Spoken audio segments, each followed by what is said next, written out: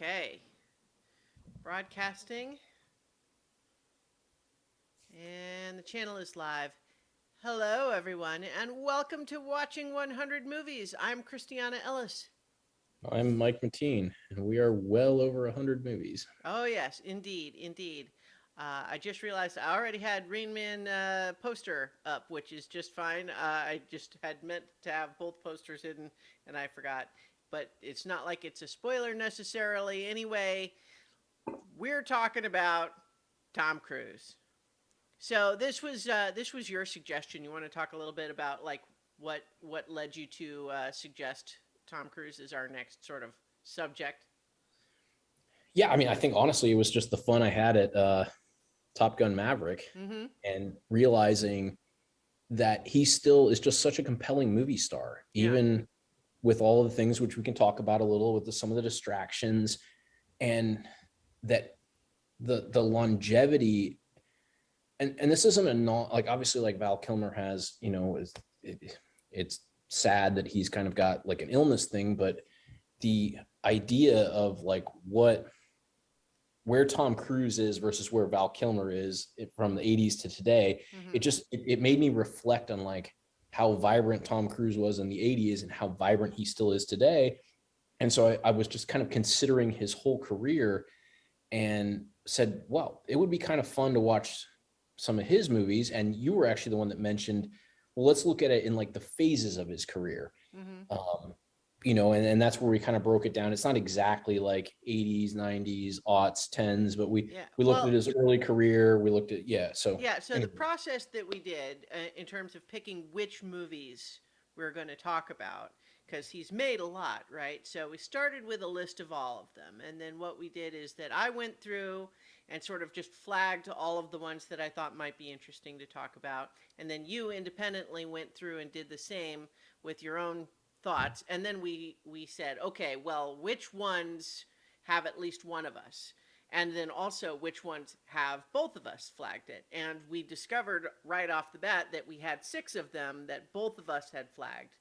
And we decided to let's just pick those, and then maybe each of us also pick one more that we thought might be worth discussing. And then we wobbled back and forth on a couple, trying to decide. Okay, well, this one or that one. Okay, well, Born on the Fourth of July, he had an Oscar nomination, but he also had one for Jerry Maguire, right? Is that the other one? yes. Yeah. Okay. So in any case, what we did is we eventually came down to eight movies that we're going to go through in three parts. The first two movies were both in the 80s, and in fact, both in 1988. And it's kind of fascinating in that regard that 1988 is the year that he released both Rain Man, which is a great movie that won Best Picture in the Oscars, and then Cocktail, which isn't and didn't. In fact, I believe it won the Golden Raspberry Razzie Award this year, although I don't really want to necessarily get too much into that because I don't like the Razzies generally, just in concept. Right. I No, mean, and just to be fair, just so people understand, we picked Cocktail specifically yeah. in comparison to Rain Man. Mm-hmm. And we'll get into some of this, but this is early in his career where movies are really like are really riding his charisma. And Rain Man does a great job of taking his charisma, flipping it on its head, pairing him with Dustin Hoffman, Mm-hmm. and telling a phenomenal story that makes him almost like a con man with his charisma, right? But one who learns through relationships and things like that. Yeah. Whereas Cocktail, it almost feels like they just took a bunch of shortcuts because they're like, oh well, we can tell the story. He's charismatic, so people will just buy the fact that like this is what's happening. Mm-hmm. Mm-hmm. Mm-hmm. And as we talked Well, about, yeah. So it's a we'll great get more outline. into Yeah. the two movies, Yes. but let's stay general for just a little bit longer. So to be sure, these two movies for the '80s phase are fascinating to compare to one another, especially in the context of them both coming out the same year. Yes. But then so for next time, just the movies that are coming up, we're going to have a '90s phase where we're going to talk about A Few Good Men, Jerry Maguire, and Magnolia.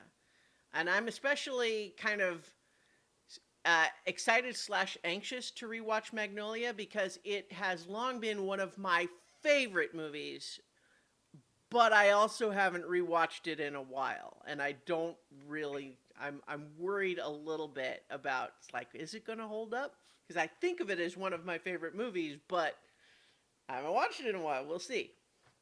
But Tom Cruise, I don't think I'm going to change my mind that he's good in it. But so those are the three movies we're going to talk about there. And then the three movies that we're going to talk about in part three are Minority Report, Collateral, and then American Made, which I actually haven't seen. And we picked it pretty much for that reason, is that I haven't even seen it. So I'll watch it and we'll talk about it. But so those are the movies we're going to be watching. But before we jump back into Cocktail and Rain Man specifically, let's go ahead and just say right up front, like that there are going to be a lot of people who, for a variety of reasons, might think, screw Tom Cruise. We don't like Tom Cruise. He's a weird person. His involvement with the Church of Scientology. There are lots of valid reasons why people might not like Tom Cruise, might think that he is problematic in various ways and that sort of thing. You know, he's been through a variety of relationships and all of that sort of thing. And I think all of that is valid discussion.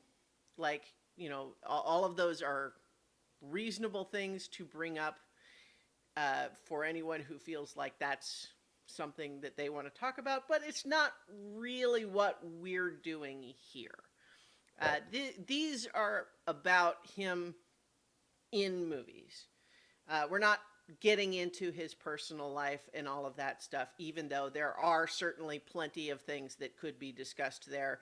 And in some of those, he doesn't come off great, right? So we're probably going to, especially in part two, we'll probably talk a little bit about, well, actually, it's probably more into part three, because I think part two is, you know, up through Magnolia. He's still, he hasn't really kind of started, like, the meltdown that everyone remembers, you know, jumping on Oprah's couch and all of that whole period is going to be into part three. So we'll see when we get there. But we did feel like it was fair to go ahead and address that there are some probably valid criticisms of him as a private individual. But we are going to be focused on him in movies because whatever he's like off screen, on screen, he is a fascinating movie star, and I think that's interesting to talk about. Yes. Yeah, I would agree with that. And you know, it's just, we've talked about this with a number of different people. I mean, there are times where you sort of wrestle with the individual versus the art, and I feel like you and I are both in the same place, is that, you know, we're not going to completely divorce those things, but there are certain limits of like, okay, yeah, he's weird and uncomfortable, and maybe he didn't do some things that we agree with, Mm-hmm. but they're not at the level of like, hey, we can't even enjoy his movies, right? And there are other things where there are people who do things like that, where it's like, I don't even know that I can watch, you know, if things go to a certain level, right? And I just don't feel like he's, at least for our threshold, he's not at that, so we can separate it. Well, And say, that's a yeah, decision that everyone can kind of make on their own personal correct. basis, right? You know, so I think it's just like when we were going through the AFI list, we talked about Sidney Pollack, we talked about Woody Allen, you know, Roman like Polanski. Yeah. well, yeah, you know, Roman Polanski. I think actually Roman Polanski is who I meant when I said Sidney Pollack. I don't remember off the top of my head if Sidney Pollack had a thing too. Probably did. I don't I don't know. remember one, but I was Yeah, I was going to say that remembering Roman something I Polanski is didn't. definitely who I had in my head. So apologies to Sidney Pollack or not, depending on whether you have a problem or not. But in any case, like, yeah, so it is completely valid that for anyone who feels like they just can't watch or enjoy Tom Cruise movies because of all of that stuff, especially the Scientology stuff, like, I get it. Like, but, you know, that's a choice everyone has to kind of make for themselves. Exactly. But so, with all of that out of the way, let's talk a little bit about Cocktail and Rain Man. Now, I've got the Rain Man poster up here, but I don't know which one you want to talk about first. Like, because we have one that is bad, but in kind of fascinating ways, and then we have one that's a more standard good movie. You've got Rain Man up. I mean, we can't really go chronologically since Well, I they. mean, they were I both the mean, same year, but we could probably find which ones was. I think Cocktail was probably released first. It's listed earlier on IMDb, but it doesn't matter really. right. It doesn't matter. So let's just talk about Let's Rain Man. let's talk about Rain Man. So uh, Rain Man obviously was it was extremely financially successful. It won several awards. Let me pull those up for a moment. Um, Not awards for Tom Cruise in particular, but let's see. It won 4 Oscars for Best Picture, Best Actor in a Leading Role, Dustin Hoffman, Best Director for Barry Levinson, and Best Writing Screenplay, Original Screenplay, written by Ron Bass and Barry Morrow. Although, at least if IMDb trivia can be believed, there were several pretty notable changes to the movie that were pushed for by Dustin Hoffman. In particular, having his character be an autistic savant instead of just developmentally disabled in a more standard way. And so that's a pretty significant change.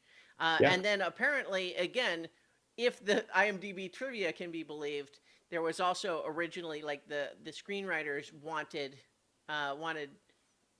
uh, I'm suddenly wanted Raymond to stay with Charlie at the end instead of going back to the hospital, but Dustin Hoffman pushed for, and I kind of agree with that. It makes more sense that he goes back to the hospital.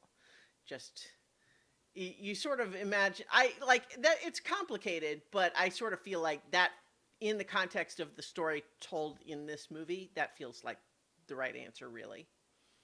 Yeah, and I think that the actual closing of the movie does a great job of showing that he's going to return to the hospital because that's where he's best suited, Mm-hmm. but that it doesn't mean that his brother doesn't see him Yeah. anymore. Like Charlie's still going to come Right. see him every couple of Charlie, weeks. Tom Yeah. Cruise's character, his heart's in the right place in wanting Raymond to stay with him. He has learned that he's not doing it for the wrong reasons anymore, and so his heart's in the right place. He wants a connection to his brother, but then he also recognizes that maybe he doesn't necessarily have all of the background necessary to take care of him in the way he probably really needs, and that it is not a case of him going back to the hospital means that you never see him again. You can go visit. You have a connection now, and you want to preserve that, and that's good. So just briefly, for anyone who hasn't seen the movie, we just spoiled the ending, but too bad. It's released in 1988. I think you had time. But the premise of the movie, of course, is that we start with Charlie Babbitt, played by Tom Cruise, who has a it seems like it's mostly legal dealership of exotic cars where he is importing them, having them adapted for U.S. roads mostly. It seems like he's trying to skate various EPA regulations here and there and then trying to sell them in a markup. And it seems like he's pretty slick, but things are not necessarily going great. There's problems basically he's running into that are just potentially putting this big windfall in jeopardy. And he is going on vacation to kind of get away from it all a little bit when he receives word that his father has died. In the father's will, he learns, oh, wait, you get this car that was meaningful to you. We learned his father was someone who had difficulty showing love, and there was a contentious relationship. Charlie Babbitt hasn't talked to him in years and years. So we get a car where it was sort of the source of their conflict initially. It was like the straw that broke the camel's back with their relationship. But then the entire rest of the estate, worth $3 million, is going to a trust for someone that they won't even tell him who it is. And so, especially given that he's kind of in need of some financial backup for his business right now, he's furious because, like, wait, so my dad has all this money and he's giving it to someone else that I can't even know who? So he does some digging, discovers that he actually had a brother that he never knew about, named Raymond, who is at a hospital, psychiatric hospital, I guess, where and he is autistic and needs and is staying at the hospital for that reason, and the trust is for him. And so he's angry at his dad, at the world, at the doctor who's trying to tell him that he doesn't deserve this money. And so he decides in pretty like the movie calls it out that it's a pretty irrational, impulsive, stupid decision. He decides to effectively kidnap his brother and take him back to California in order to essentially like ransom him for half the trust money. Right. It's a plan that makes no sense, but the movie calls out that he is not acting rationally when he does it. Right. And so, but in the process of trying to do this, trying to get his brother across the country, he ends up actually forming a connection with this brother that he never knew, coming to understand him for who he is with his autism, and then coming to ultimately love him. And it's a wonderful movie. Yes, and it's a, I mean, it is a very standard, like really good movie. I mean, it's heartfelt, like it's emotional. There's a ton of humor in it, in kind of a dark way. Not dark all the time, but it I don't know. It's more Like it's alleviating humor as opposed to like it being a funny movie, yeah, right? Like it's sometimes tension. it's the we laugh so that we don't cry sort of humor. You know, where just he's so frustrated with what's going on, or just surprises, right? Yes. Yeah. I mean, and some of it where you laugh in delight, like when he's card counting in Vegas. Like that's just it's just fun, you know. So one of the things that I wanted to kind of look up, research a little bit before we talked about this movie, though, was because obviously it's depicting a person with autism, and and there has been a history of problematic ways that developmentally disabled or neurotypical people or neurodiverse people have been displayed on film. I wanted to know, like, what do people think about that looking back on it now? And turns out, at least based on what I read, that there's kind of some mixed response, because one big one, of course, is that the some of the ways that autism is explained by the doctors in this movie is not accurate based on today's understanding, but does reflect what people thought at that time. So it wasn't that they didn't do their research at that time, it's that at that time there was a lack of understanding about the diversity of what autism spectrum disorder can include, right?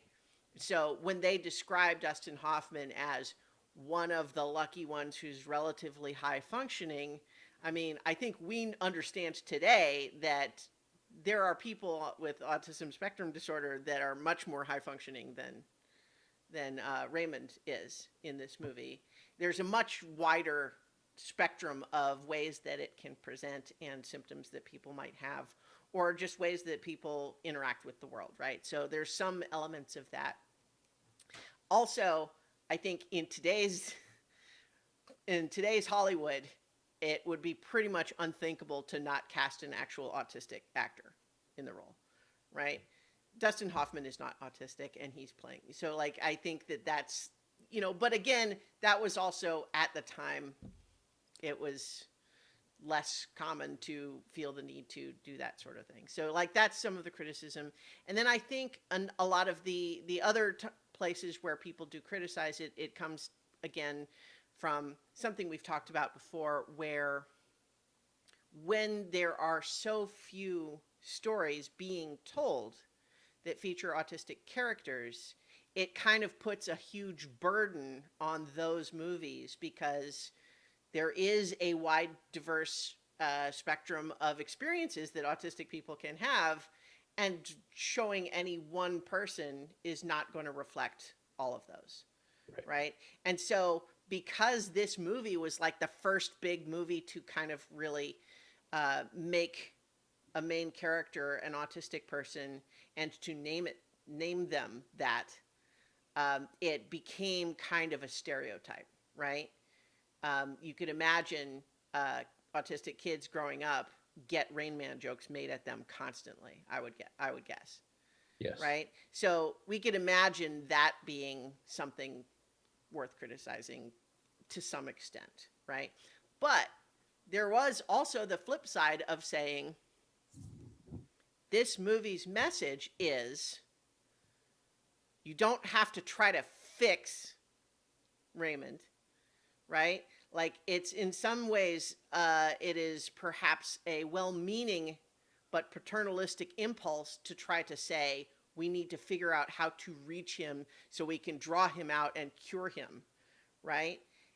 You know, the arc in the movie is Charlie recognizing that instead of trying to make his brother act normal, he needs to learn to love his brother for who Raymond is, and to love that about him, and to, you know, to respect who he is. And so, like, there's a lot of compassion applied for Raymond here. He's not, like, even though sometimes there is humor coming from his behaviors, it's not ever like a joke. His character is not a joke. No. Right. And so I think that there is a lot of appreciation of that too. So it seems like there is, like, you know, there's some of those pieces where we could start to say there are things that we might want them to do differently if they were making this movie today. There are things in it that we might want to say, we would like people to not watch this movie today and think that the science described in it still represents our current today understanding. But it's a movie with a compelling and compassionate depiction of an autistic character and someone who comes to love that person for who they are. Yes. I agree with all that.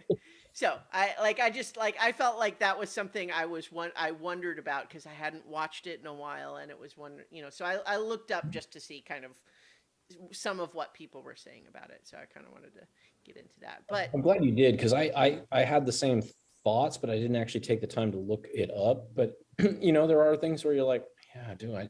Well, and even some of the parts where with some of the more extreme behaviors, like you remember that when, whether it was autistic kids or not, like there were people would use that as bullying jokes for anybody who was kind of, you know, slipping up on something or whatever. Like Rain Man, like some of these things, because they're very iconic, you know, Yeah. like kids ported that into, you know, teasing, and then you think, but okay, well, that doesn't make the movie doing it wrong, right? It just, it's a side effect of things that happen when something becomes part of the culture, right? Yeah. Like things get appropriated to different things. Right. Yeah. Um, Well, and again, kind of like, you know, we said earlier about this one, and we've said about other things before. It's also what happens when there's really only one notable story about an autistic character. It puts all the weight on that one point.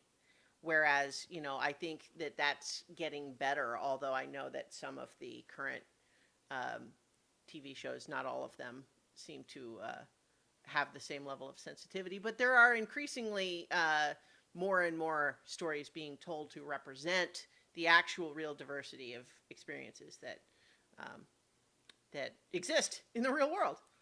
yeah.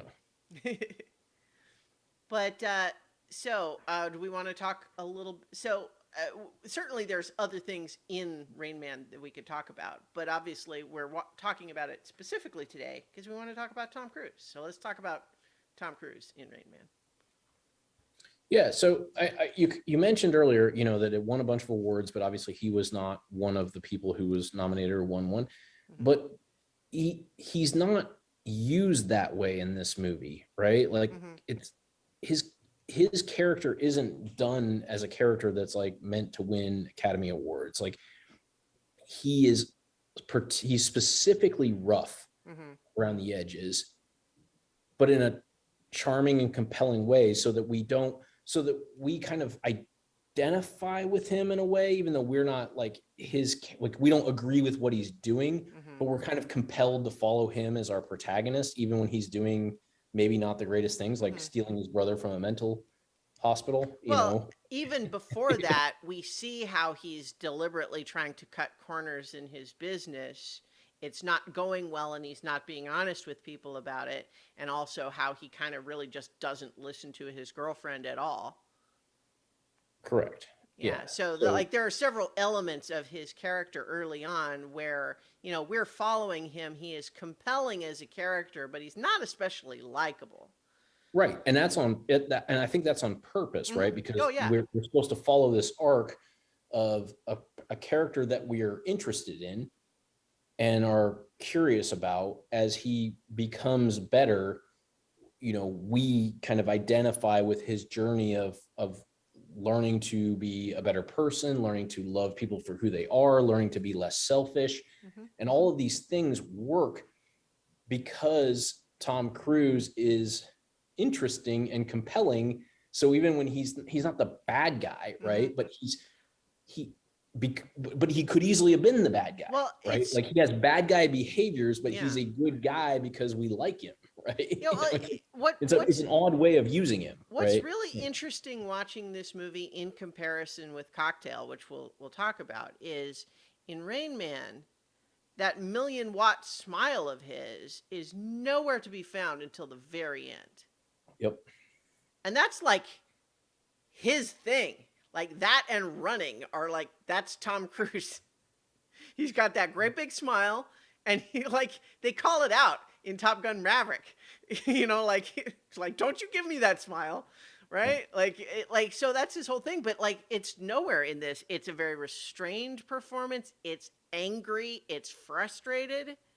It's self-involved. It's not like and like he is still compelling as a presence, but he is not giving us for most of the movie that Tom Cruise charisma that we're used to. Like the thing that made him a movie star is turned down, like the dimmer's down for most of Yes. this movie, but And in a that's why, controlled way, right. right? And so that's where I was going to go and give, like, obviously Tom Cruise like did the movie, Hmm. but I was going to give a ton of credit to Barry Levinson for directing this movie this way, because he harnessed this is remember this is early in Tom Cruise's career, where like, which is why again why we paired these movies together, where people were trying to figure out how to use that, like that again, that smile, that charisma, that screen presence. Like that's who he was, that's what Top Gun was, that's what Risky Business was. Like Hmm. it was all just him being big, right?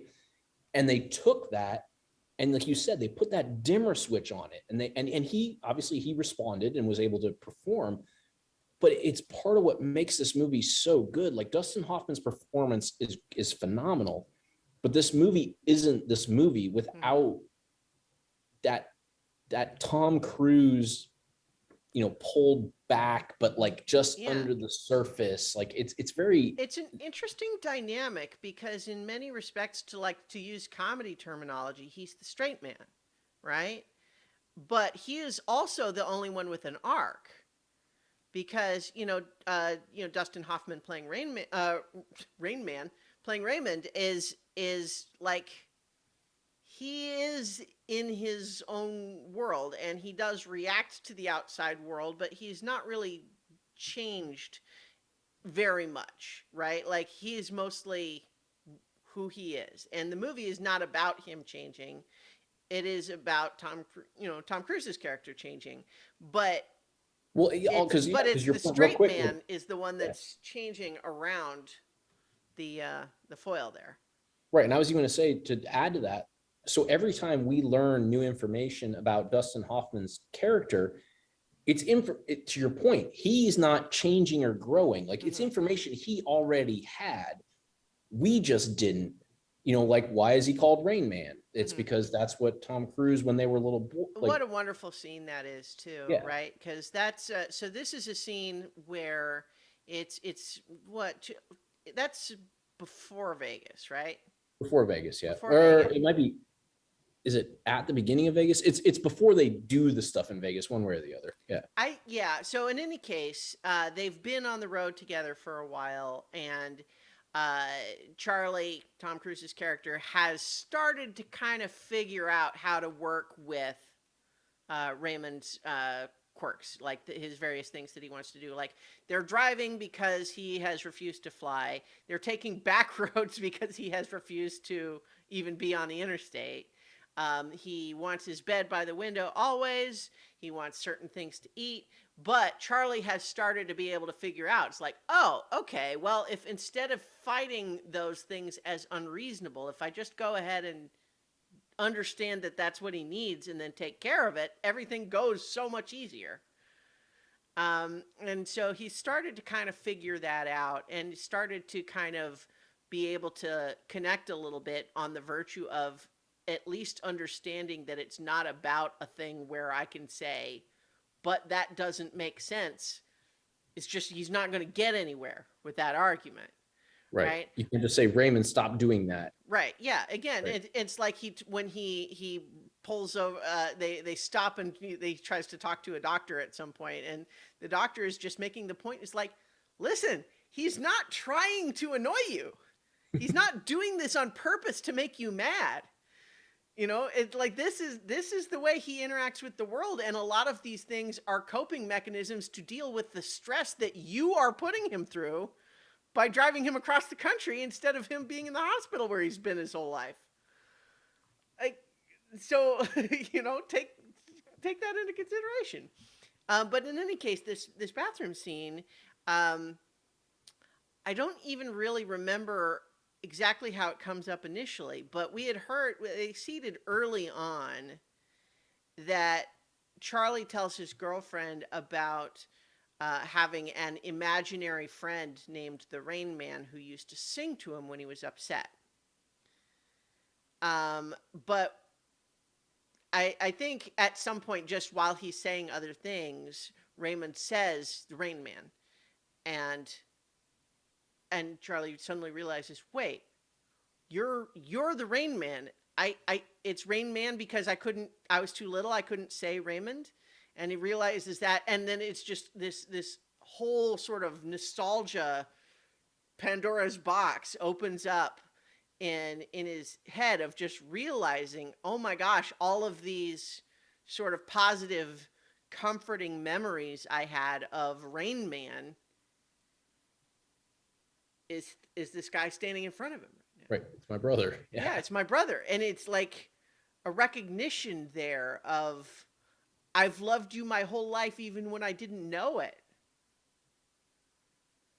And then from there, as the conversation is kind of evolving, just while he's doing other bits of business, he's turning on the shower to run a bath, and he turns on the hot water, and at that point, um, Raymond starts to panic, saying "hot water burn baby," and that's where Charlie realizes, wait, this thing that I've always wondered about is like, why did nobody ever tell me? Which is kind of a second question I want to come back to, but why was he in the hospital?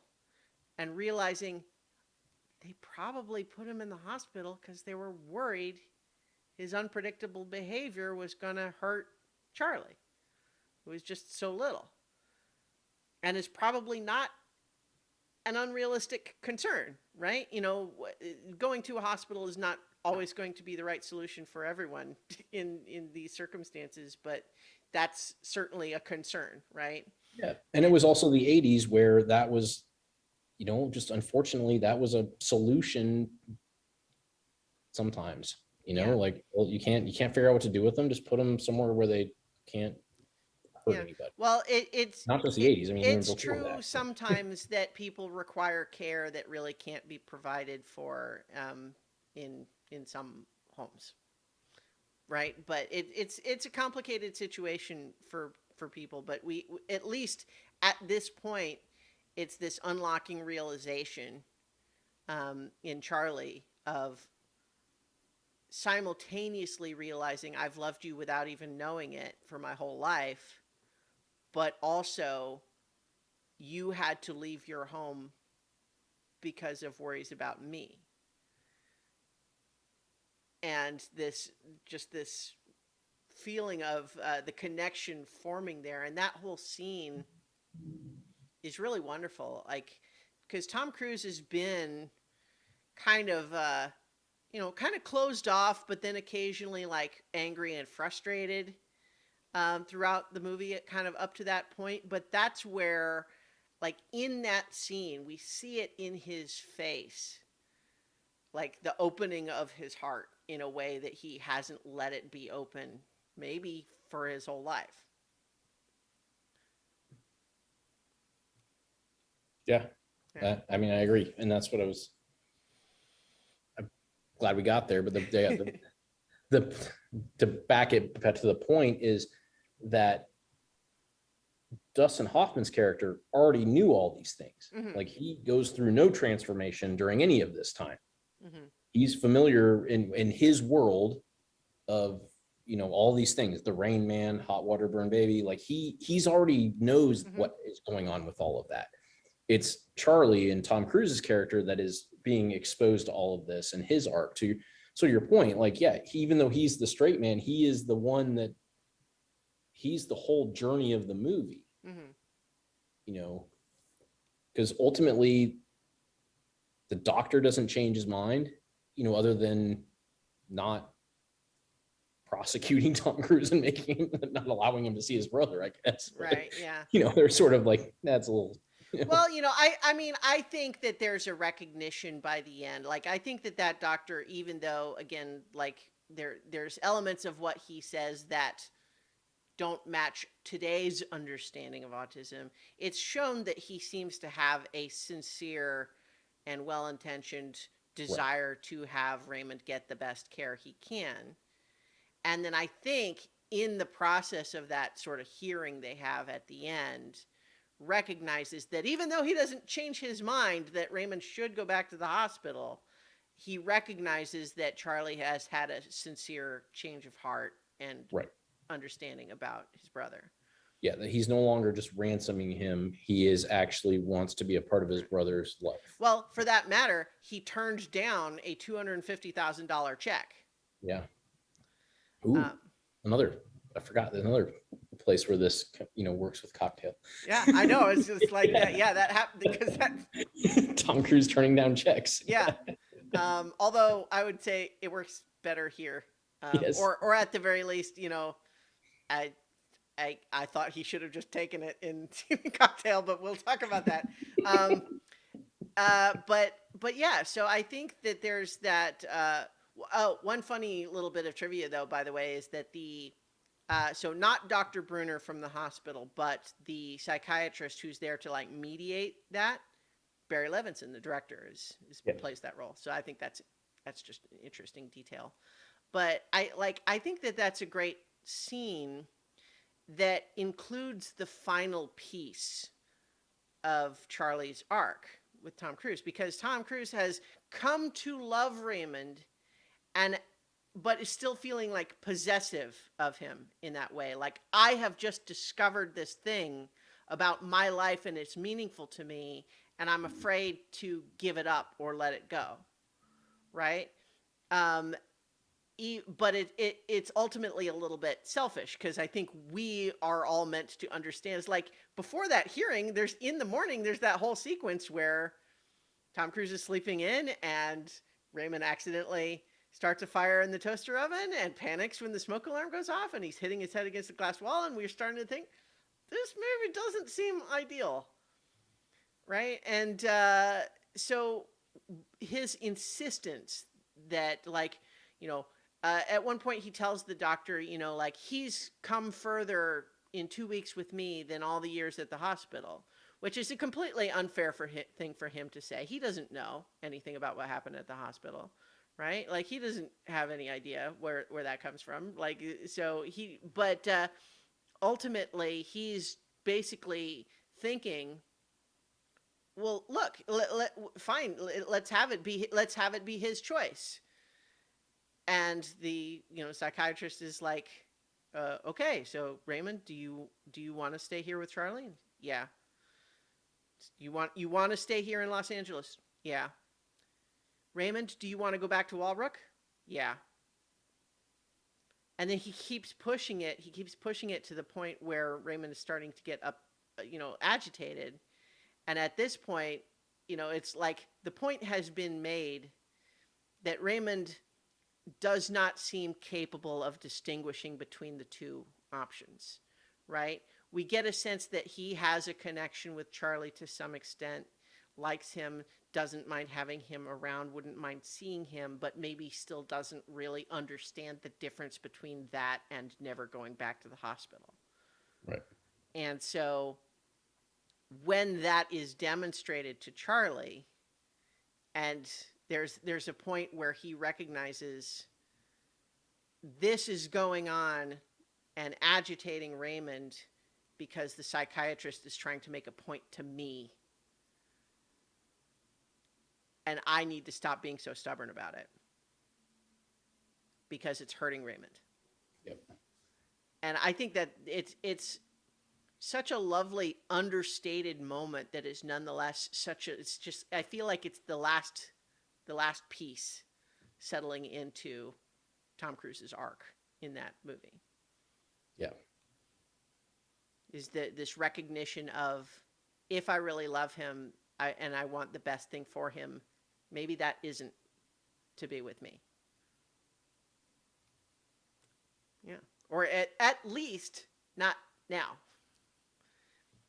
Yeah. So I think Tom Cruise is incredible in this movie. I think he did get like Golden Globe nominations and stuff, but not the Oscar. No, but what it really did is it laid the groundwork for some of the movies that it's almost like this movie opened the door for him to Mm-hmm. be a more serious actor. And like I said, Well, he I makes give Barry Born on the Levinson 4th of July the next year. the next year, right, with Martin Scorsese, right? Mm-hmm. Yeah. I think So that's what right. you can see is that, Well, early in his he also career, makes Days of Thunder next after that, but but that's oh, ultimately kind of Oliver like Stone, Born on the 4th of July is Oliver Oliver Stone. Stone. Yeah, sorry, Oliver Stone. Mm-hmm. Correct. But that's kind of like how his career went. Like, I think Mm-hmm. I mean, not that we're going to watch Days of Thunder and Born on the 4th of July, but like the idea that he sort of found that like I can be this action star and be in these like flashy movies, like that never went away. I mean, he's Mm-hmm. still in The Mummy in Yeah. 2017, right? Yeah, Like he kind well, I think that it's interesting that we'll get there with our list, especially when we start part 3, because in a lot of ways, I think Minority Report is kind of a big transition, right? Where that's when he really starts doing almost straight genre movies, like almost just genre movies, sci-fi or action, right. right? But yeah. So in any case, I had a couple of other just like minor little points. One was that it did not diminish my enjoyment of this movie, but I wanted to just say that I noticed Charlie Babbitt sure seems to have a lot of cash to throw around for someone whose business is desperately in trouble. Yeah, that's yeah.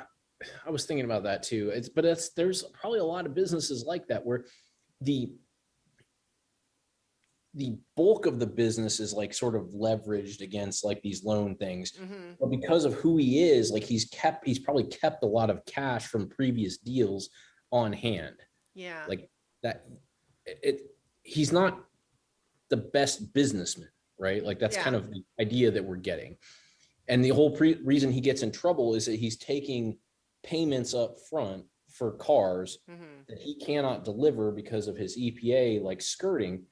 So he has that cash on hand. He just doesn't have enough to pay the Yeah, big I loan. guess that's true, and it's also true that through most of the movie, his assumption is that if his plan works, he's going to get access to $101.5 million.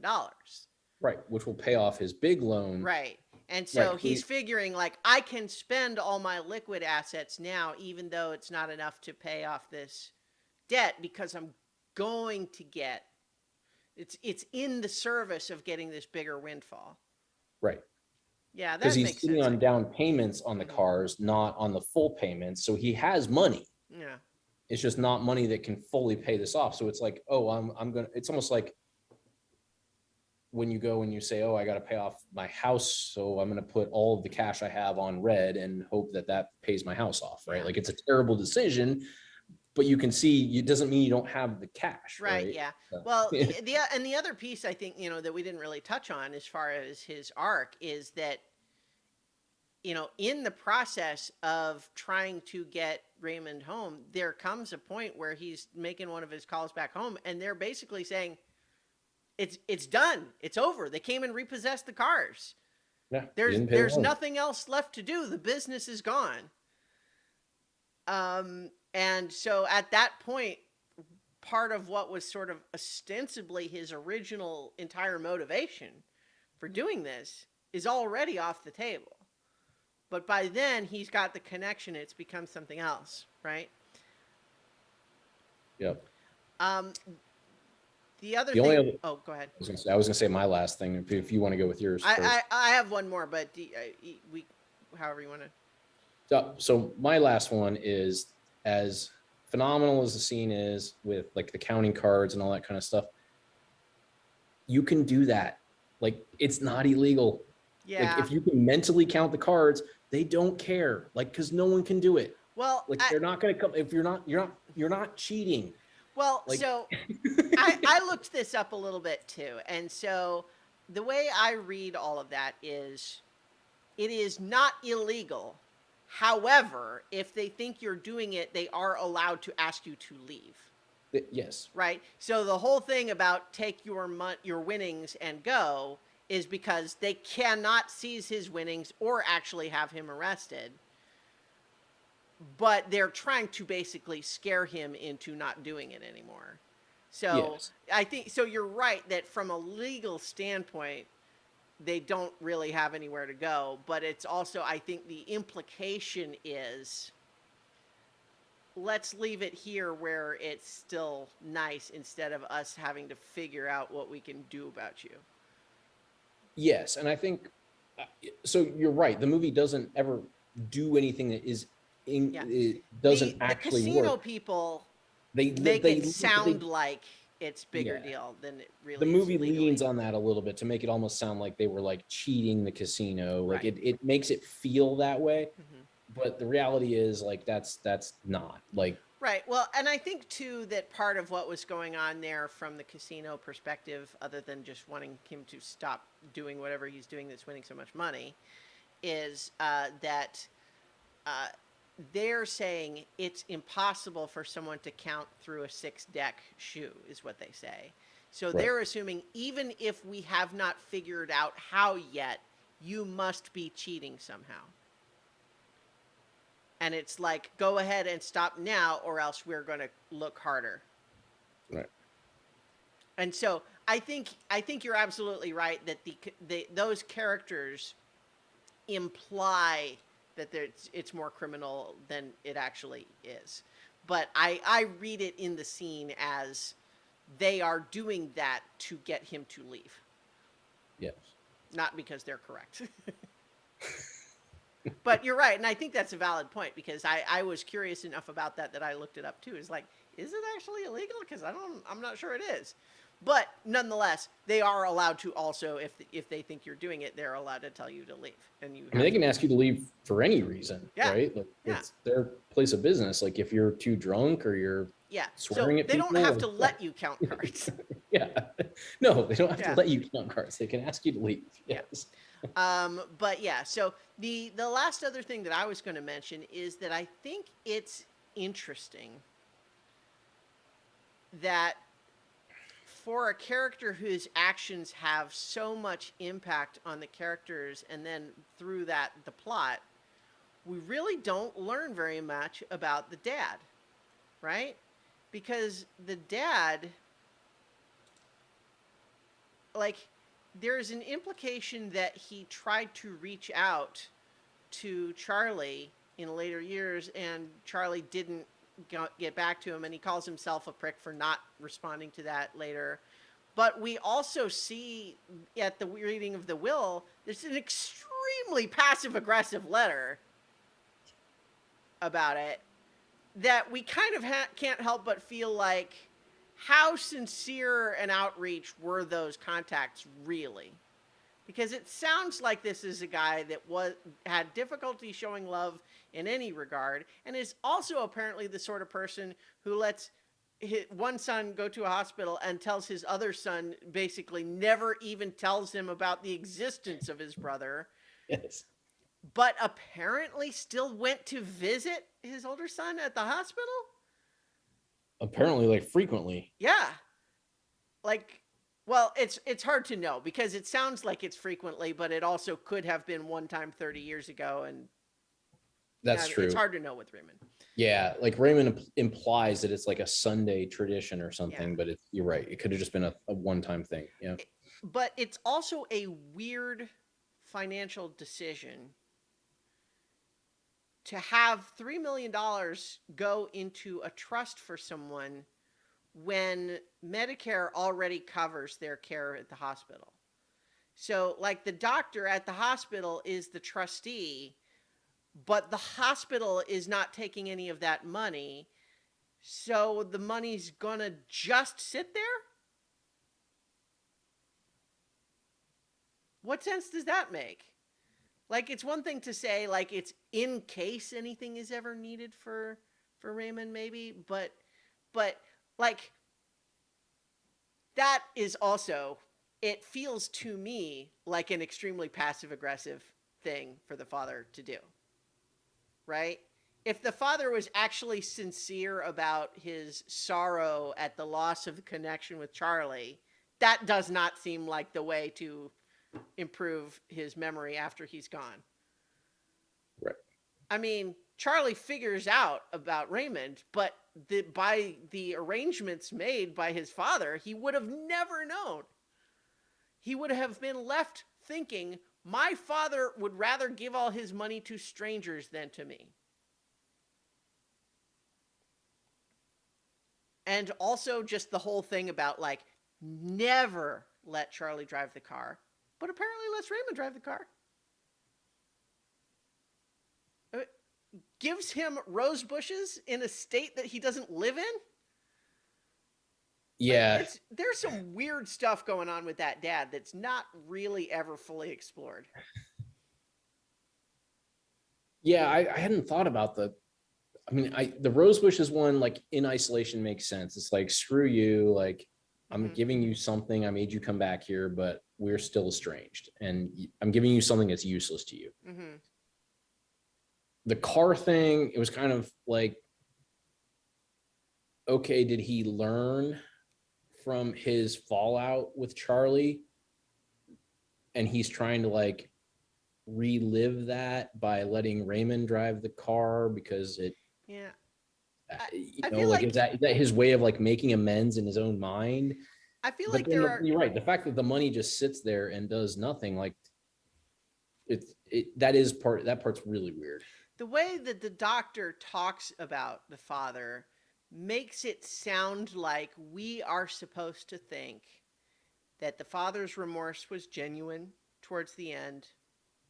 He really did want to reconnect with Charlie, and maybe struggled with how to do that, but that the desire was sincere and all of that. But I feel like the actions taken as depicted in the movie don't reflect that to me. Because, like I said, the letter at the reading of the will and the choice of what goes where feels so passive aggressive to me that I can't help but think that all of those times he reached out to Charlie were probably the same way. Like, like, oh, I reached out to connect, and what did I say in my letter? I said, are you done grumping about LA yet? When are you going to come home like you should? Like, who knows what it was? We don't know, but I guess it's just fascinating to me that so much of Charlie's psychology is wrapped up in anger at his father, and his father did some things that seemed like make that anger justified, and yet we're also supposed to sort of assume that, like, I think we believe that Charlie was not entirely in the right, but Right. also he was a 16-year-old with a difficult father, right? Like at a certain point, I think more of the moral burden is on the father there. Yes.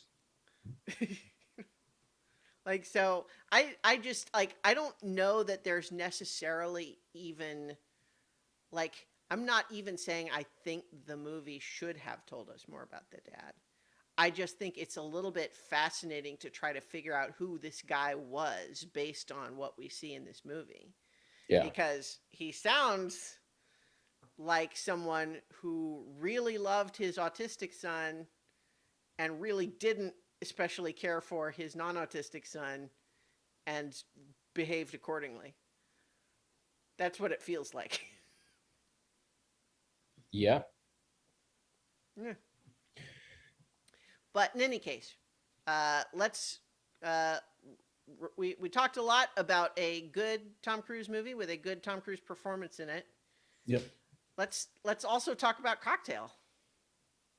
Yep. Give me 2 seconds here while Sure, you're sure, sure. loading that. So, I want to just briefly recap a little bit of our text conversation about this movie when I was watching it, where Cocktail is currently on Paramount Plus for streaming. And on streaming service there, the little summary, the little log line of it by this movie says, an ambitious New York bartender is changed by life and love in Jamaica. And my reaction was that I guess meme, where the guy's just like angry and then I guess, because I apparently on according to IMDb trivia, the Jamaica sequence in this movie is only 25 minutes out of the 2 hours plus. But he does This, find love there, yeah, and he is ambitious. yeah. So this movie is based on a novel, but it's based on a novel where they basically change everything. And it, I think it's such a fascinating movie to watch and compare to Rain Man in particular, because it's almost like the opposite, where with Charlie Babbitt, he starts off kind of, like, selfish and self-involved and withdrawn and kind of frustrated and angry, and we don't see that smile, but we come to really know and understand his heart by the end.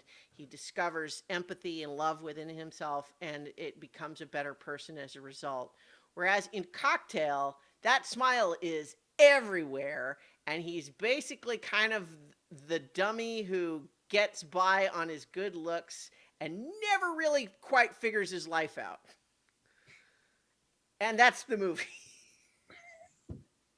I mean, there's some hints at him trying. Like he does go to business school during the day, and Well, yeah, but that's what I'm saying. Like that's what I think is amazing about this movie is that it it there are pieces like it's like almost there. Like yeah, there's a lot of elements that feel like you could tell a really good story with those right. elements. So you have an Army veteran who is going to New York City to try to make it in business. Right. Realizes that he can't just make it off his ambition and drive that took him to the No Army. college degree. No college degree, right? Like so he has to go figure out, okay, I've got this isn't going to work for me. Mm-hmm. So he picks up a side gig as a bartender and decides to go to business school during the day. Right. He realizes through a mentor that he has a flair for bartending and that it can be a really good career. Mm-hmm. And he starts to lean in towards that because it's paying the bills, it's doing well, and he kind of forgets about his dream. It's fun. Mm-hmm. Yeah, it's flashy. Like you get to do all this. And he sort of forgets about his dream about being a high-powered businessman. Mm-hmm. But then they get to the point where they're almost celebrities in New York City. Mm-hmm. He meets a celebrity photographer but his mentor says, you shouldn't trust her. That's not going to last. In order to prove that point, not only does he make a bet that it won't last, but he is the one that decides to make sure that he's the one that breaks up the Well, relationship yeah. by tricking So her into sleeping with him. Like that's one of it's the all ugly. so Yeah. we have to talk about Brian Brown as Doug Coughlin. Coughlin.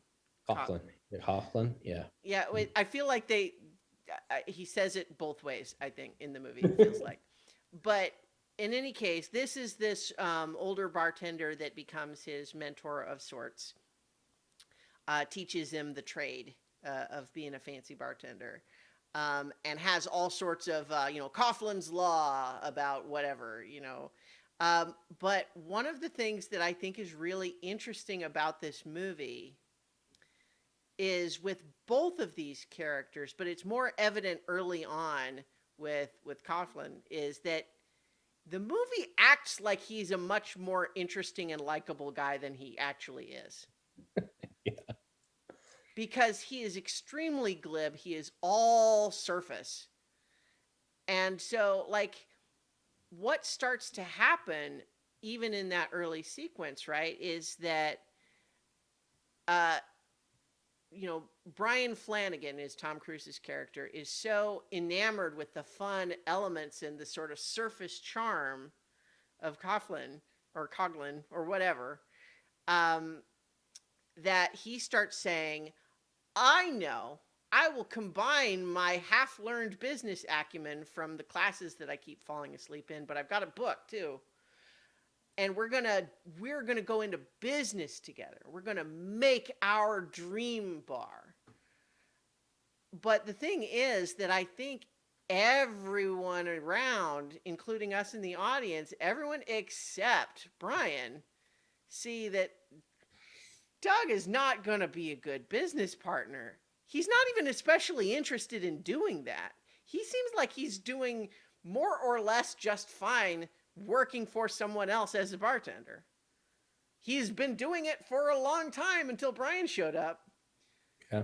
It seems like his actual goal is to just marry a rich woman anyway.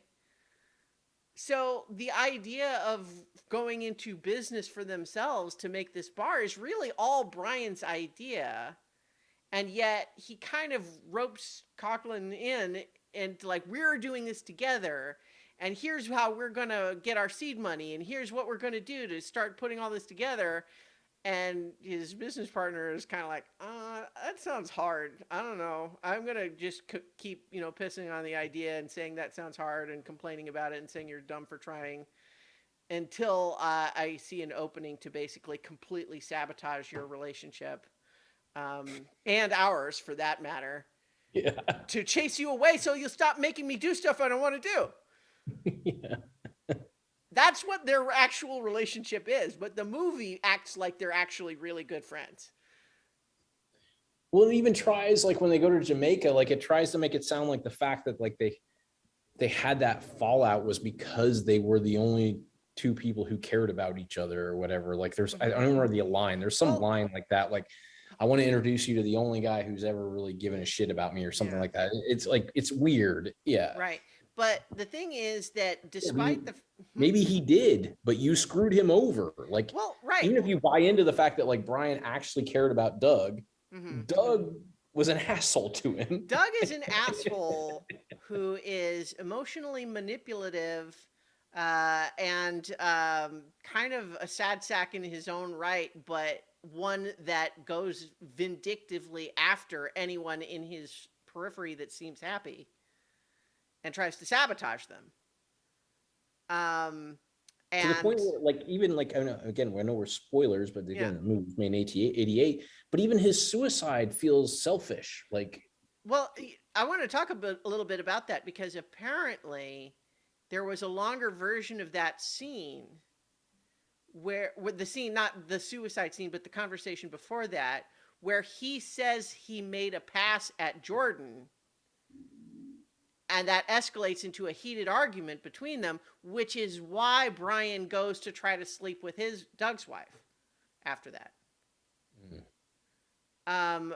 And it kind of makes all the rest of that make a little bit more sense. I'm not 100% sure why they cut it, except that maybe it just makes Doug look even shittier. Yeah. Um, but yeah, like Doug is not a good guy. He's got a superficial charm to him, but he's a bad influence on Brian, who is already kind of a screw up in his own way, because like he he goads Brian into telling him all about this new girl that he's started dating. And then goads Brian into making a bet about how long he can hold on to that relationship. And then blows up the relationship by going and telling her, oh, he told me all about all the sex that you guys do. And it's like, the bad guy in this scenario is Doug, but Yeah. also Brian for being a dummy and not realizing what Doug's up to. Now, to be fair, he does at that point punch Doug and quit and move to Jamaica without him. So, like, there's that at least. But he does not apparently hold on to that lesson. Oh, well, that's where I keep saying like this. That's another one of those parts where it's like the movie's like so close to being there. Like Mm-hmm. if he was actually a mentor and like showing him like, no, this high powered photographer girl Mm-hmm. is but if there was a better resolution to that, as opposed to I'm going to manipulate you, my friend, and then go and take that and do this and absolutely sabotage it. Mm-hmm. Well, like him having learned a hard lesson by dating a high-powered socialite, like Mm-hmm. actually makes sense for the movie because it, ultimately like he has to fall in love with Jordan. Like it's all on the fringes, right? Like he's got to Yeah. fall in love with Jordan without knowing she's rich. And then once he realizes she's rich, then he has to prove that he really loves her for her and not Well, because she's rich. And I there's a whole like the rich there's girl a thing. whole bunch of nonsense that goes on there, but Well, yeah. But what I'm trying to yeah. say is like broad strokes. There's Yeah. like this. Do you date people just because they are rich socialites, or do you Mm-hmm. date people because you love them, whether or not Right. they are rich socialites? And can those things be independent? Yeah. Is actually an interesting theme. The Yeah. movie just doesn't hit that theme. Oh no, it doesn't. I think primarily by virtue, like, I don't think this is Tom Cruise's fault. I think it's a script problem. Yes. But the problem, I think, ultimately, let's even set aside for a moment what a bad friend Doug is to Brian. Brian really lets himself be duped by Doug's bullshit way too easily, and he has his own big hangups about stuff like that too. Right? Like, I want to talk more about that in a moment, but first, before we move on to the Jamaica sequence, let's just talk about how Brian and Doug, Brian Brown and Tom Cruise, doing all their fancy bartending in New York, like, that's the movie, right? Like, that's what people remember about the movie, right? Like, that's I am the the cool last bartender part. poet. Yeah. Yeah. Everybody remembers that scene. Like Yeah. that scene is cool. That Now, scene is cool if it was just a Saturday Night Live sketch, right? Like where it's just like a 5-minute thing. mm-hmm. That scene's awesome. Yeah. No, like, and there's good stuff in there. Like the two of them doing their whole shtick with all of the throwing the bottles around and the glasses and all their one-liners and stuff. Like that stuff's pretty fun. Yeah, and even the montage of them going from a TGI Fridays to Yeah. that like cell block, like Mm-hmm. super late 80s New York, like Yeah. this is the place to be. Yeah, like I mean, it's just that's I- a fun sequence. Yeah. Although I have to say, in real life, the idea of a crowded bar where any random person can suddenly just yell out and then get a spotlight and then everyone goes quiet to listen to what they say. What? It's I not do real. not. That could never happen in real life. No, but that's what makes it fun Yeah. because it's Mhm. it's Yeah. hyper realistic. Yeah. So, but Right. in any case, like, so my point is just like those sequences, like that's what the movie like it. That's the seed that got the movie made. right? And everything after that feels like, so then what happens? Oh, well, um, I guess they have a fight, so he goes to Jamaica alone. But oh, but then Doug follows him to Jamaica. Oh yeah, and then he starts up his Yeah. same bullshit again. Yeah. But yeah, so like one of the things that I wanted to say about that sequence though, where he's being very cool, is that I was feeling a lot of very strange nostalgia buttons getting pressed watching that sequence because I knew a friend of mine in college imprinted on Tom Cruise in this movie as like the epitome of the cool guy he wanted to be. And looking back on that, I'm like, well, on the one hand, I can kind of see it. But on the other hand, that's maybe not the best role model you could choose in the whole world. Right. I mean, it's almost like the people who only remember the first half of Fight Club. Like, Yeah. yeah, that was really cool Right. on purpose. But Fight Club did a little bit better, and like they set it up and knocked it down, Yeah. right? But not everybody Well, remembers them knocking it down. right. Yeah. I mean, Fight Club by the end does actually say that, oh no, that was all actually terrible and you shouldn't do that. But Yeah, we were sucking you in with mhm. the appeal of this to Yeah. show you how terrible it actually is. Right. Like, Yeah. But in any case, so like once they have their fight and Tom Cruise moves to Jamaica, like there's not a lot of him in Jamaica. There's like one montage before um, Brian shows up again or Doug shows up again, right? Only Mhm. now, I think it's something like 2 years is supposed to have passed. I think.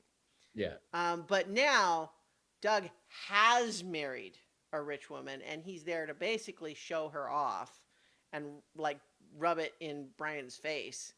Um, I guess it's a little unclear what his motive there is. Maybe he's just got lingering hurt feelings from how they left it. Like, why is he there? I thought, and maybe I've just never paid enough attention. I thought it was supposed to be coincidence. I He guess just happened to be choosing that as his honeymoon spot because it's Jamaica, and it happened to be where Brian was working. I suppose that's possible. I don't know. The movie certainly doesn't give us any other explanation for it. Oh yeah, no, I'm not arguing one or the other. I That's just just sort of it's believe left with that that based precedent. on who I think Doug, like, based on the character that Doug is on his actual actions as opposed to the way the movie seems to want us to think about him, I absolutely believe that he would have sought Brian out on purpose. And he would have, like, told his wife that it's a coincidence. But it's like, hey, I heard that there's this one actual great beach in Jamaica. We should go. Like I heard that there's this one little bar there that makes the best drinks. And you know what? Hey, we need new bartenders for. Oh no, that's what it is, right? It's because she is opening up the bar where he's going to run it, and they need talented bartenders, right? Right. So I think that actually is supposed to be the reason that they're there. It is to find Brian, and supposedly the pretense is we're going to hire you to come work for us, right? But it seems like there's emotional motive there beyond that because they're very there's actually kind of a fun sequence there where they're trading barbs across the bar where it's clear that they're actually both having a pretty bitter argument with one another, but they're trying to keep it all played as sort of fun and flirty ribbing because this is the whole shtick we're doing, but I'm actually saying some really mean things about you and about the things the way we left it last time we had a fight. Remember that? I That's kind of a fun sequence. But like, this is also the sequence where Brian meets Elizabeth Shue, and I think concludes based on a relatively short sighted view of the world that she must not be a rich girl, despite the fact that she is vacationing in Jamaica. Jamaica. Yeah. Um, she's drawing, and he's like, "Is that what you do?" And she's like, "No, it's more like an obsession." And he's just like, "Oh, so I guess she's just poor because she draws Yeah, she's like a pictures or poor something." artist who Yeah, just draws and yeah. doesn't make money. Yeah. So, but in any case, Tom Cruise and Elizabeth Shue are awfully cute together, and I really like their developing romance is that's kind of fun. It works. Yeah, like the scene where they go hiking into the Hmm. waterfall, like Yeah, that's yeah, totally, some nice stuff there, yeah, but you just love it. You're happy then. Yeah. right. But then the seed that we don't even really realize is being planted at the time because it's all a bunch of emotional mishmash going on in Brian Flanagan's head is they're kind of joking about how much they like each other, and she kind of sort of tosses off an idea that their kids would be beautiful if they because he talks about, like, wouldn't it be great if we never left, we just build a house here on the beach and we pick coconuts and stuff like that. And she mentioned something kind of going on with this fantasy about there being kids. And, like, even though he doesn't really play it that way in that scene, he later cites that as the thing that spooked him and made him do the later stuff that he did, which is bullshit because we know that the reason he did that was actually because Doug put him up to it. Right. And because he was still bitter about the last bet and Yeah. eh, wanted to win a bet, Right. right? Like he And was so, still had that childish like thing with Doug. yeah. Yeah. So basically, what happens is that he is there at the bar with Doug, and Doug basically bets him, um, you know, you're chiding me for just marrying a rich woman, but you couldn't do it if you tried. See, look, there's a rich single woman. I bet you couldn't pick her up. And because Brian is a big dummy with emotional hangups, uh, decides to take that bet, even though apparently Jordan, played by Elizabeth Shue, is coming there to meet him, but she arrives just in time to see him leaving with this rich woman, and then he's mystified when she goes back to New York. What? Why? How could that be? What happened?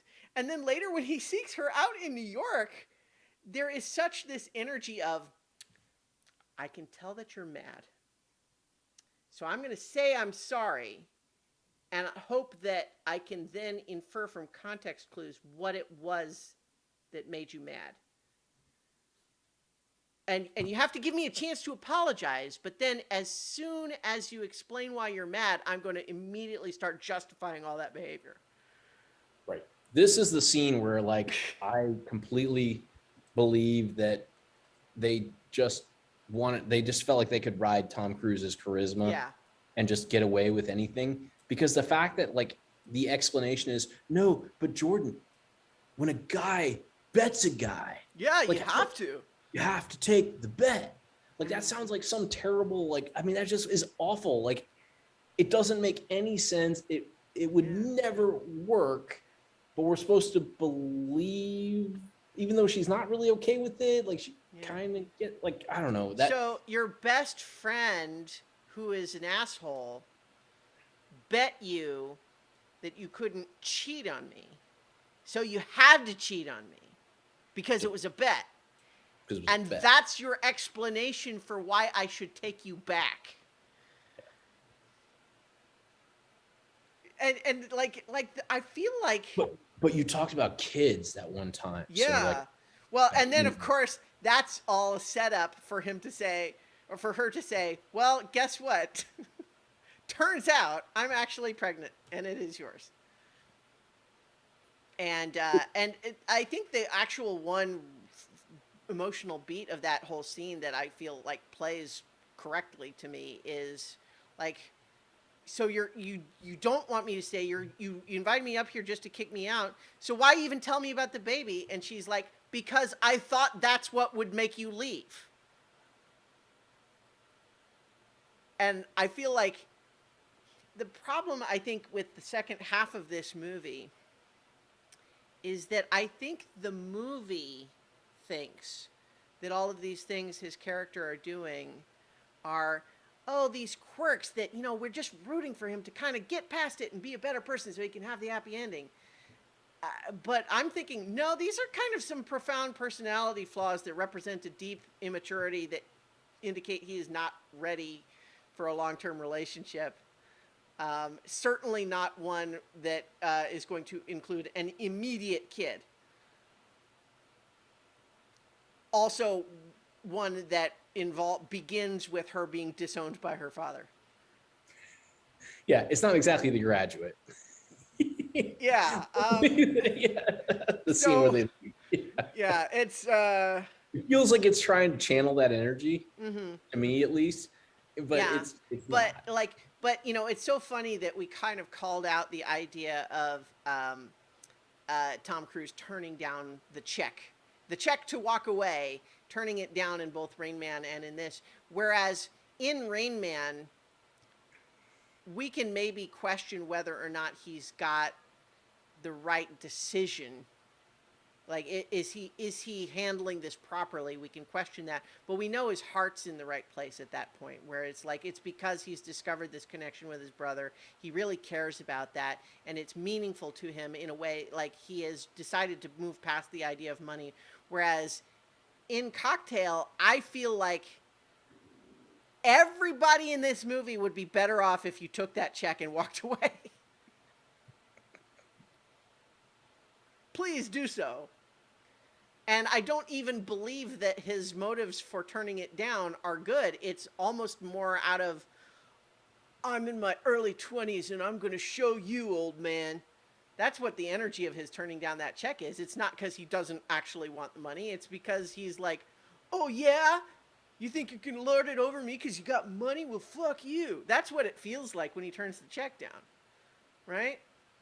It's, so it's bad, it's weird how much this movie thinks we should like that character more than we do. And it's also it does the same thing with Doug. Like, Doug is a sad sack who drags everyone he touches down into his own little mud pit, and then he kills himself.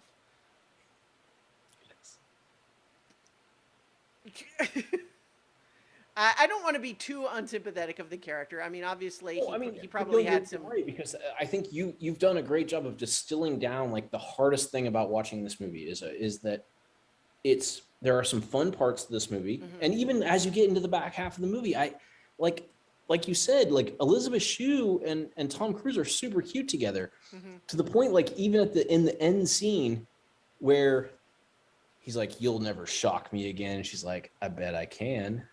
It's Mhm. twins. Like, that's cute and funny. Like, if Yeah, you just sort of they've eradicate got how weird chemistry it was, together. Yeah. right? Yeah, if you take out how weird it was they got to where they were, like, it's a funny Right. quip, Yeah. right? And there's so many of those like little things, and you can see where like you keep pointing out, like the movie thinks that we believe what the movie believes, but you can see that the movie thinks it's better than it Well, is. Like, so I think part of what happened here, when I was reading up on this movie a little bit, part of what I think happened is that the book that it's based on is not a Hollywood romance with a happy ending. It's about a scuzzy guy in his late 30s who's kind of a loser and doesn't really ever amount to anything. yeah, it's not the same movie. That's not the No. same story. And Yeah. so the guy who wrote the book was one of the screenwriters of the movie and talks about how they kept trying to get him to Hollywood it up, making the character younger, giving him a romance that supposedly we can root for, and then a happy ending at the end. And it's just like those things don't fit the actual behavior being shown in the movie. It is forcing it's forcing standard Hollywood rom com onto characters that belong in like a Scorsese movie. Yeah, and that's so I've tried to think, like, if you take out some of the details of the movie, the broad strokes of it are not actually that bad. you know, yeah, you can see pieces. Army vet tries to make it in New York, like we talked about. We got this far, you know, makes it in New York, can't realizes he needs a degree, decides to bartend while he gets his degree. Mhm. Meets a flashy bartender, realizes they can make it big that way, starts to do it, gets spoiled by the limelight, and has his whole world decompressed because you Mhm. know it didn't, the limelight just wasn't what he thought it was. So he runs off to Jamaica, and there he's kind of settled into himself when he is reintroduced to his mentor who crumbled his world, but is now married to a rich girl. And he meets this other girl, and you know, again, like it's complicated. The whole like Yeah, you could rich girl, imagine there like being it trying to be more about the idea of the tension of, are you going to get tempted to be drawn back into this glamour that ended up leaving you disillusioned before, or are you going to go be with the nice girl, right. right? If the movie was about being successful ostensibly in New York and being with people who are successful and being around people who are successful versus being in Jamaica and poor by yourself and not dealing with people Hmm. and finding that middle ground of real life, that would be an interesting story. Hmm. But it talks about this part, it talks about this part, but like you said, only for like 20 Hmm. minutes. Most of it's about trying to still be rich and Yeah. successful, even though Well, it even when sucks. he's Like to in your point, like Jamaica, which like is he, what the real book is about trying to be rich and successful and realizing like it sucks and not being able to get your life together. the Right. whole Yeah. reason for going to Jamaica in the story is that you can live cheap and get paid well to save up money to do his bar business. That was the whole idea. Right. He was gonna buy his own bar. Right. Yeah. Yeah. So, so even being there is not about like going to live in a small town for small town values. It's still, the intent is to make money, right? Right. But yeah, it, like this movie has a few moments where things actually do kind of work or are more interesting. Like, for example, even though I don't necessarily like, the story feels like it's just kind of spinning its wheels for a while in the whole second half, like after he comes back to New York, but he's there with this rich woman, and he's kind of her arm candy and doesn't find that very satisfying. Gosh, why wouldn't he? Um, uh, the like the end of that relationship, where she takes him to the party where he doesn't know anyone, and he's realizing like, what do I even have to do here? So he gets too drunk and he picks a fight with a guy, and then there's the whole argument at the end where, like, I don't quite buy the idea that he already had moved his stuff out but still went to the party with her. Like that, I don't buy that. But the moment where she's like, don't do this, I don't want it to end like this, and he says everything ends badly or else it wouldn't end. Like, I'm not sure that's necessarily universally true, but it's a real moment in the movie where I feel the weight of the emotions and the characters involved. But it's also an extremely not Hollywood moment, right? Where the character who is the ostensible hero of our movie ends a bad relationship in a shitty way. Yeah. And so, like, and then there's some other good bits, like we said, there's some chemistry between him and Shu. Even when they're fighting, like the scene in the restaurant where she dumps the specials on him, like it's hard to imagine her not getting fired for that, but it's still funny. It's very funny. Yeah. And then he puts that, like you said, that Mm-hmm. $1 million smile on and goes, I don't recommend the Yeah. specials. Yeah. I mean, that's hilarious. Well, because they even set up that joke because he's trying to talk to her, she's trying to work, and she keeps getting called over by other tables while she's trying to tell him to leave. And there's a bit, and he's like, "Well, I'd like to see the specials." And then one of the other girls at one of the other tables is like, I'd like to "I see the want to see the specials. specials." And then so she's like, "Oh, you want to see the specials? You want to see the specials?" She goes and gets him, dumps him on his head, and and yeah, so that's a good bit. Like this movie has good stuff in it, and even talk like I feel like the problem is not Tom Cruise. No, he's they're leaning too much on him as a persona to cheat actually having a compelling, like, well together story. Right. Yeah, the movie's trying to do two incompatible things, Right. which is to have a sort of classic rom-com where we like the people and we're rooting for them to get together, or is this a drama about like the underbelly of what life is like for bartenders in New York and or Jamaica, right? Those two movies could both be good. I mean, Lord knows they make a million rom-coms, and you could imagine there being a movie about like the underbelly of the bar scene, and that's what the book supposedly was. But those things don't really mesh great together. And so when you end up having a character who acts the way Brian Flanagan does, he is no longer the person we would want to have root for. But it feels weird. We get this weird cognitive dissonance because he's also played by Tom Cruise, who has that smile. Right? You know, and so it almost works, but not quite. So you understand why I recommended Yeah, this movie? no, I think it, like I said earlier, I think it's a fascinating movie to contrast against Rain Man, because whereas with Rain Man, the whole idea is that he's not an especially likable character at first, and he's playing it very restrained, and he's mostly frustrated and angry, and he's not really bringing that charisma. Like the charisma is there, but it's not the love me movie star charisma. It's just the ability to channel the emotion that he's feeling, and you know, the acting part, right? Yeah. But then making us believe the transformation of him opening and becoming a better person, and you almost feel like that's what Cocktail almost wishes it was doing, except that it does it by having his demeanor completely not match the actual actions he's taking.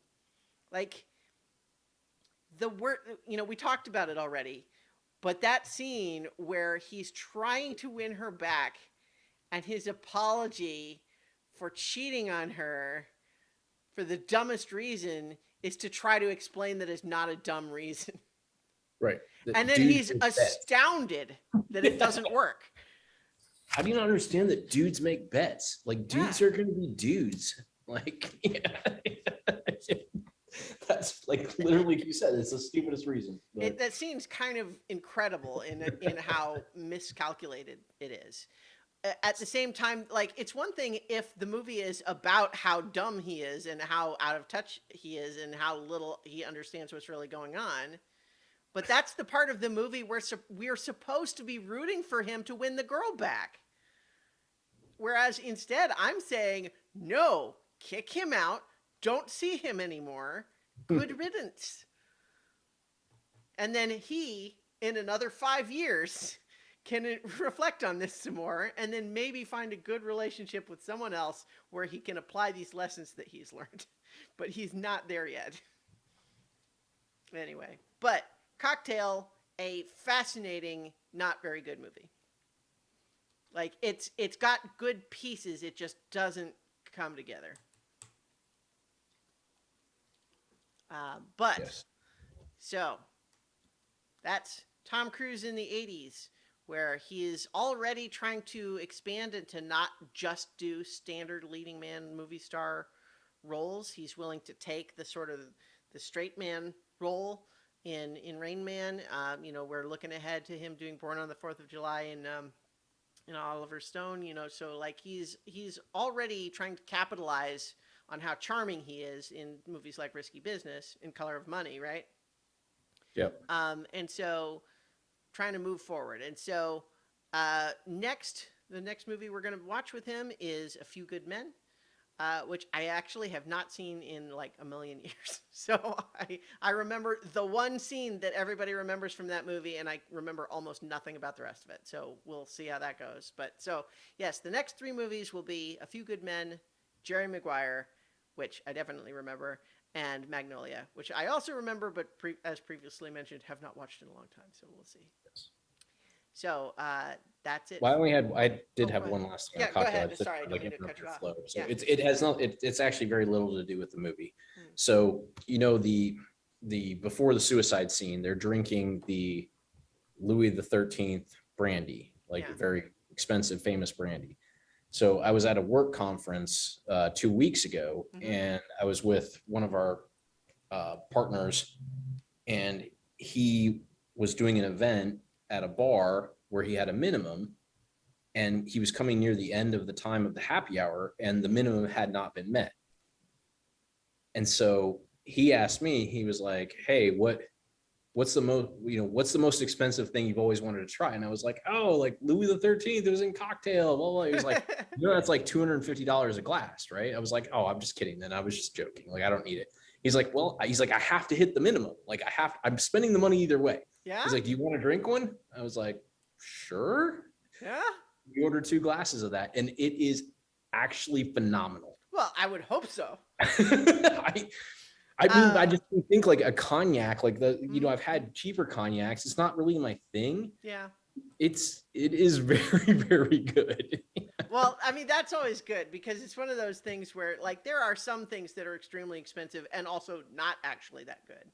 But that's always nice to have something, actually be so like, oh, well, okay. I mean, it's Yes, still a I pretentious, fancy, rich thing, but it's also like doesn't mean that it's not actually quality. correct. Like I'm not buying a bottle of Louis, Hmm. or what do they call it in the movie? Louis Trey, Louis the Yeah. 13th, whatever. So in the movie, it's $500 a bottle, but that's in 1988. Correct. It is now $500 for 2 drinks at a bar. Well, that's at a bar too. So there is a little bit of, yeah, Yeah, yeah. He in the movie he buys the bottle presumably at a liquor right, store. from the So liquor store, which may, yeah. So maybe well, and that's he might have even gotten like I don't know. My guess is something like that. You don't buy a lot of wholesale, but he probably had connections though. correct. Yeah. So, but anyway, I thought it was funny because we had just been talking about this movie, Yeah. and No, that's fun. I remembered it was in there, and I was like, "Yeah, they've got Louis the 13th." And I was totally kidding, but he was like, "No, I no, mean, I'm like, a little bit surprised to discover that it's actually a specific real thing. I didn't. I kind of assumed it was just kind of a stand-in for some fancy alcohol. no." And the bottle, like in 2022, the bottle still looks identical to what it looked like in the movie. So Huh. I remembered it from the movie, like because when we were kind of like looking up, I hadn't seen the movie yet when we were at the conference, but I remembered the whole like that part of it, and so that's why I was talking about it. But then when I went and watched the movie and realized it literally looks the same, that was kind of fun. Mm. So that was my last little Well, bit of one it. hopes that because you only ordered glasses of it, that the bottle will not be used to be shattered and then stabbed into somebody's neck as a method of No, they returned it to the very, very top shelf. That makes yeah. it very hard to get to. Like not to linger on that dour moment, but again, just like what a way to kill yourself, man. It seems like it Which would be again, now that you've, difficult on top of yes, difficult and sort of pretentious. I don't know. It was weird, but well, anyway. I think they're obviously going for the metaphor, but it's also just like anyway, I didn't really mean to like put us back on that because there's a much No, no. funner, more fun story. The idea of that actually getting it and Yeah, it so actually, yeah, it's expensive. It's good. I wouldn't buy it, but if you yeah, ever come across a chance where somebody's like, "Hey, Louis the 13th, would you like to try it?" I would recommend trying it yeah. because even if you're not a cognac fan, it still has cognac flavor, Mhm. but it has a smoothness that makes you realize why maybe you don't like other Mhm. cognacs. It's like, oh, well, that's yeah, I get it. Like I get what they're supposed to be going for, but you gotta put a little more into Nice. it. Anyway, Okay. that was my end. No, no, no. I'm glad that you told that story. That's fun. Okay, so I think then that's where we'll leave it for this time. We're not done talking about Tom Cruise though, because this man has made a lot of movies and a lot of interesting ones. And so next time we're going to talk about A Few Good Men, Jerry Maguire, and Magnolia. Yay. In the meantime, you can watch those movies or other movies, but whatever you do, you should watch good movies. Well, and what I will tell you, if you start watching Tom Cruise movies on HBO Max, it will start filling your recommendations with all the Yeah. rest of The them. algorithm will get you. You will get got. Yep. All right. Well, thanks everybody. And that's it. Goodbye now. Bye.